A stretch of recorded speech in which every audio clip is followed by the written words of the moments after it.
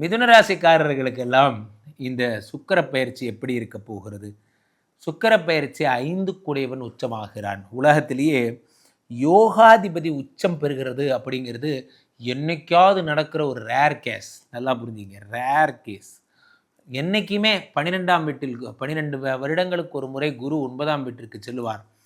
உங்களுக்கு குரு பகவான் 5 குடையவன் உச்சமடைகிறான். இதெல்லாம் சும்மா நடக்காது. இதெல்லாம் அப்படின்னா தெய்வ சித்தம். தெய்வம் முடிவு பண்ணிருச்சு உங்களை பெரிய ஆளாக்கணும். நல்லா புரிஞ்சிங்க. தொடர்ந்து பணி செய்து கொண்டே இருங்கள். தொடர்ந்து பணி செய்து கொண்டே இருங்கள். நான் பெருமைக்கு சொல்லவில்லை நண்பர்களே. ஒரு நாளில் நான் 4 மணி நேரம் தான் உறங்குகிறேன். நான் பெருமைக்கு சொல்லவில்லை. வேலை செஞ்சுக்கிட்டே இருங்க. வேலை செஞ்சுக்கிட்டே இருக்கிறவனுக்கு உலகத்தில் நிச்சயம் வெற்றி உண்டு. 5 குடையவன் உச்சம் பெறும் பொழுது, அந்த லக்ஷ்மி வரும் பொழுது உங்களுக்காக கதவுகள் திறந்து கொண்டிருக்கும். வாங்கன்னு கூப்பிட்டு உட்கார வச்சு லக்ஷ்மி உங்களை வச்சு அலங்காரம் பண்ணி பார்ப்பா. ஆனால் இதெல்லாம் நடக்கணும்னா உழைப்பு வேணும். இதெல்லாம் நடக்கணும்னா உழைக்கிறதுக்கான சித்தாந்தம் வேணும். நான் சைக்கிள் தான் வாங்குகிறேன், ஆனால் மெர்சிடிஸ் பென்ஸ் வாங்கணும்னு ஆசைப்பட்றேன். சத்தியமாக நடக்காது, கண்டிப்பாக நடக்காது. அப்போ பென்ஸு வாங்கணுன்னா நான் என்ன செய்யணும்? அம்பாசிடர் வாங்குறதுக்கான காசை ஓர வைக்கணும். 2 வருஷம் கஷ்டப்படணும். அப்புறம் அடுத்த வருஷம் பெரிய கார் வாங்குறதுக்கான காசை ஓர வைக்கணும். அப்புறமா தான் அதை நடக்கும். உடனே எல்லாம் நடந்துடாது. அப்படி நடந்தால் அது பேர் உழைப்புமே கிடையாது, அதுக்கு பேர் திருட்டு.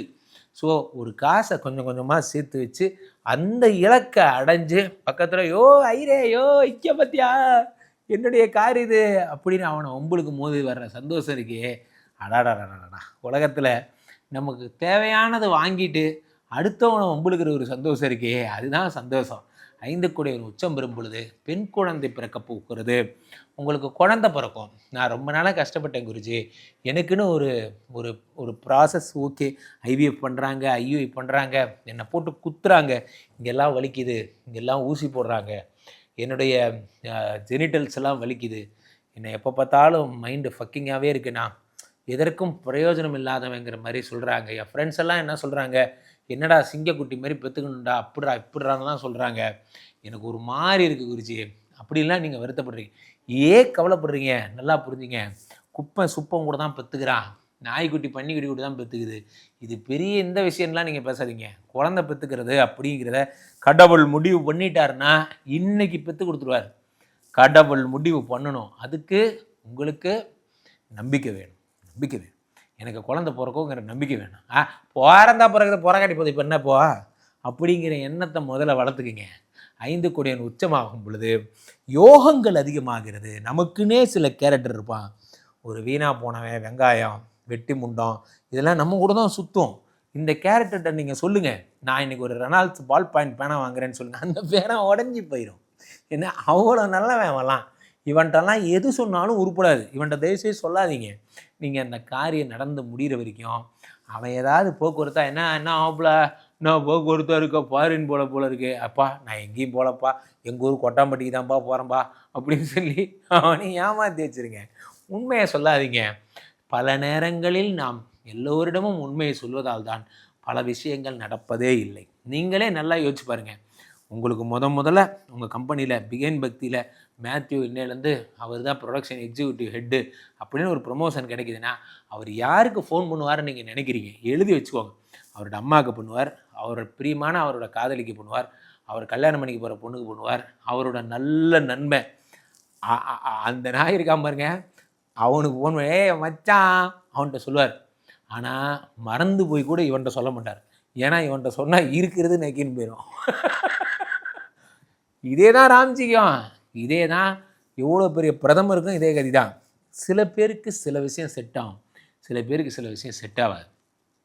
இந்த கேரக்டரை கடவுள் படைத்ததே நம்ம நாசமாக போகிறதுக்கு தான். இந்த கேரக்டரை கடவுள் படைத்ததே நம்ம நல்லா இருக்குதான். இது புரிஞ்சிருச்சுன்னா சரி. ஸோ அப்போ 5 குடையவன் உச்சமாகும் பொழுது அதிர்ஷ்டம் கொட்டுன்னு கொட்டும். ஸோ அப்போ அதிர்ஷ்டம் சம்மந்தப்பட்ட விஷயங்கள், 10 ரூபா பொருளை வாங்குறீங்க, ஒர்க் அவுட் பண்ணுறீங்க, 100 ரூபாய்க்கு விற்கிறீங்க.